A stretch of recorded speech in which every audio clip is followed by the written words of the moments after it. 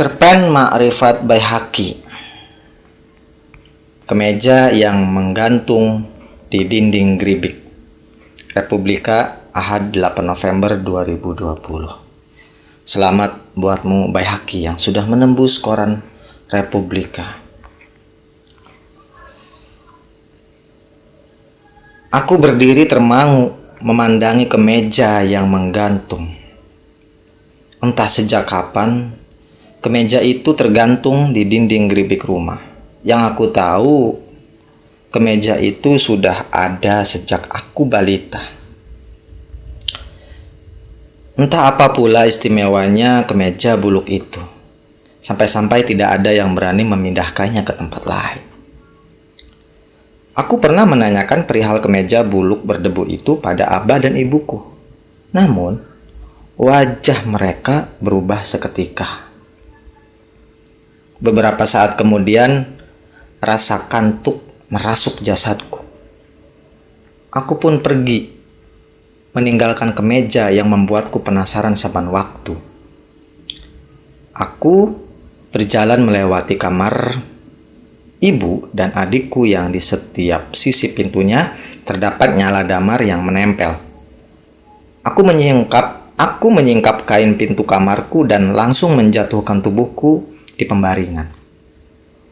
Sebelum tidur, aku berdoa. Semoga besok keberangkatanku ke pulau seberang bisa membuat abah dan ibuku bangga. Sulit memang menjadi mahasiswa di perguruan tinggi negeri. Namun, bagiku, lebih sulit menjalani hidup sebagai mahasiswa itu sendiri. Apalagi jika berasal dari kampung pelosok yang masyarakatnya hanya mengenal pacul, arit, dan parang. Saban malam, hanya berkutat dengan kartu-kartu domino atau papan catur sembari membicarakan harga kebutuhan pokok yang terus meninggi. Barangkali aku ini memang pecundang. Aku tak bisa bertahan memperjuangkan impianku menjadi sarjana. Barangkali alasanku berhenti kuliah adalah alasan yang paling buruk di muka bumi. Paling tidak logis, paling alibi. Kawan-kawan mahasiswaku terus melempar lesakan, tudingan di ulu hatiku. Ada yang menudingku sebagai pembangkang negara, anggota khilafah, lonte, harta, dan sebagainya yang membuat jiwaku runtuh. Barangkali orang kampung sepertiku memang tak sepatutnya menjadi mahasiswa. Apalagi harus berurusan dengan paham komunisme, kapitalisme, oportunisme, dan apalah itu yang membuat kepala kurut. Aku lebih memilih untuk menjadi anak kampung biasa yang hidupnya hanya berkutat dengan parang, arit, dan cangkul. Berkumpul di gardu melewati panjangnya malam sembari menggenggam kartu domino. Barangkali kehidupan seperti itu yang paling ideal untukku atau mungkin orang kampung lainnya.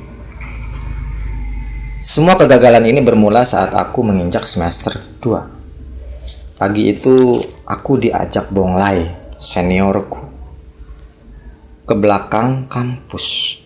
Di sana aku mendapati banyak orang tengah asyik berdiskusi sembari mengisap kretek dan menyeruput kopi. Mereka berdiskusi tentang bobroknya pemerintahan negara, tentang biadabnya para pemilik modal dan para lintah darat yang bersembunyi di balik panji-panji agama. Aku mendengarkan saja, sebab obrolan-obrolan aneh ini baru kali ini aku temui selama hidupku. Beberapa saat kemudian, aku mulai memahami apa yang mereka bicarakan.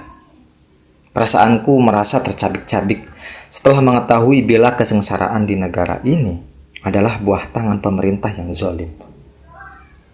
Korupsi, kolusi, nepotisme merajalela di kalangan pejabat negara, sedang kesengsaraan rakyat terus mereka ciptakan di balik kedermawanannya di media massa. Tidak terasa, waktu berjalan begitu cepat. Aku harus kembali ke kelas untuk mengikuti perkuliahan, meninggalkan diskusi yang masih alot dan seru itu. Saat aku meminta izin untuk pergi ke kelas, aku dipanggil Bonglai. Aku diberinya 2 buah buku dengan nama masing-masing penulisnya, Karl Marx dan Paulo Freire. Aku beranjak berjalan menuju kelas. Setibanya di kelas, langsung duduk di bangku paling belakang. Beberapa menit kemudian, dosen datang, lalu memulai perkuliahan. Saat dosen sibuk memberikan materi, Jumanta yang duduk di sampingku bertanya, "Kau ikut kajian orang-orang kiri ya?" Bisik Jumanta. "Kiri apa?" Aku tidak mengerti apa yang kau katakan. Kutanya balik Jumanta dengan wajah heran. Tadi kau di belakang kampus bersama orang-orang itu kan? Apa kau tidak sadar bahwa kau sedang diincar untuk menjadi kader mereka? Kau harus tahu, mereka adalah orang-orang kiri, atau lebih jelasnya komunis. Kau tahu kan komunis? Komunis itu ideologi yang terlarang di negeri ini. Bila kau ikut bersama mereka, berarti kau telah menjadi pembangkang negara. Parahnya, kau bisa terjerumus dalam kajian teologis tentang ateisme.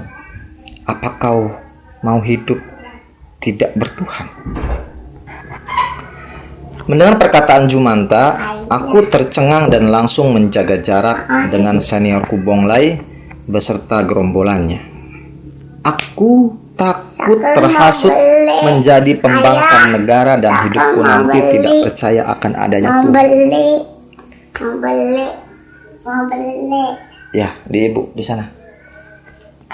Oke, lanjut lagi ya. Iklan dulu sebentar. Hari-hari berikutnya, aku sedang bermain dengan Jumanta. Sedangkan Bonglai, hari-hari berikutnya, aku selalu bermain dengan Jumanta. Sedangkan Bonglai beserta gerombolannya mulai memberi gerak-gerik aneh padaku. Beberapa minggu kemudian, aku diajak Jumanta ke tempat organisasinya. Di sana, aku mendapati orang-orang rajin sekali beribadah. Mereka berpakaian rapi dan wangi.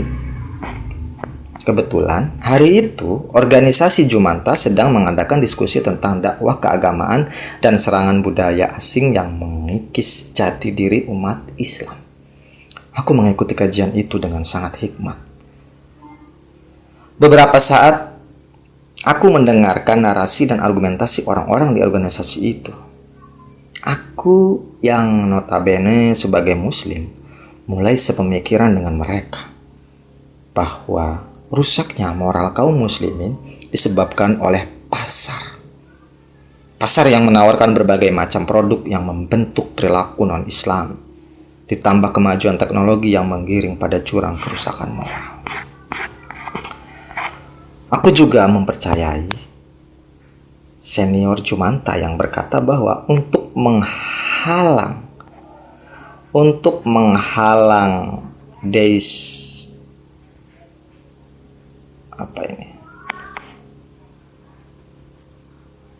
Aku juga mempercayai senior Jumanta yang berkata bahwa untuk menghalang deislamisasi salah satu caranya dengan menjadi penguasa di negeri ini. Sebab penguasa memiliki kuasa untuk membuat kebijakan dan mengatur kehidupan bernegara. Esoknya, aku duduk di kantin kampus sendirian. Padahal biasanya Jumanta selalu mengikutiku dimanapun aku berada. Mungkin hari itu dia sedang ada urusan penting. Saat aku sedang menikmati bakwan dengan sambal yang super pedas, tiba-tiba Bonglai datang menghampiriku dan langsung berkata, "Aku perhatikan sekarang kau sering bersama Jumanta. Apa kau ikut organisasi apakah kau ikut organisasinya? Kau harus tahu. Kau harus tahu, Markasan. Organisasi Jumanta itu terlarang. Kau tahu gaungan-gaungan khilafah yang ingin mengislamkan negeri ini. Itu organisasi Jumanta. Menurutku lebih baik kau hindari Jumanta dan organisasinya itu. Kalau kau tak mau bangsa ini hancur, lebur, karena ulah rakyatnya sendiri. Kau kan pasti tahu jika negeri ini berdiri atas perjuangan dan cucuran darah para pejuang yang berasal dari segala penjuru negeri dan dari berbagai macam latar belakang agama. Hati-hati, Markasan, kau sedang menjadi incaran Jumanta. Bonglai berkata dengan mata yang nyala. Mendengar perkataan itu, aku mulai waspada dengan gerak-gerik Jumanta. Aku pun sering menyendiri, sebab pikiranku diselimuti ketidakpercayaan terhadap siapapun. Saat aku melewati hari-hari dengan kesendirian, datang Renggaseno yang mengajakku berbincang saat aku duduk sendiri di taman kampus. Setelah pertemuan itu, aku dan Renggaseno sering bermain bersama. Aku mulai merasakan arti pertemanan yang sesungguhnya bersama Renggaseno. Sebab ia tidak berorganisasi dan tidak pernah mengajakku ke tempat kajian-kajian yang aneh. Suatu hari, aku diajak Renggaseno ke rumah pamannya. Ternyata, Renggaseno adalah pengusaha besar. Ia adalah kontraktor kelas kakap meski predikatnya masih mahasiswa. Aku duduk di atas kursi kayu ukir di ruang tamu yang luas dan megah, sekaligus penuh dengan ornamen-ornamen bernilai seni tinggi. Aku hanya mendengarkan percakapan Renggaseno dengan pamannya mengenai proyek pembuatan irigasi kampus.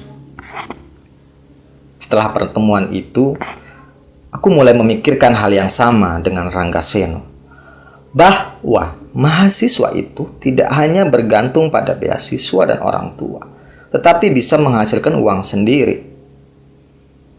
Renggaseno menawarkan pekerjaan untukku menjadi asistennya. Aku pun menerima tawaran itu. Suatu senja saat aku sedang makan bakwan di kantin, Bonglai menemuiku dengan raut wajah yang garang. Jadi kau sekarang berteman dengan penindas berdarah dingin itu ya? Dasar kau Markasan, lonte harta, ekor kapitalis kau. Bonglai berkata dengan mata merah, sembari menuding wajahku dengan telunjuk jarinya. Hari ini, 1 tahun sudah aku meninggalkan kehidupan ingar-bingar kampus.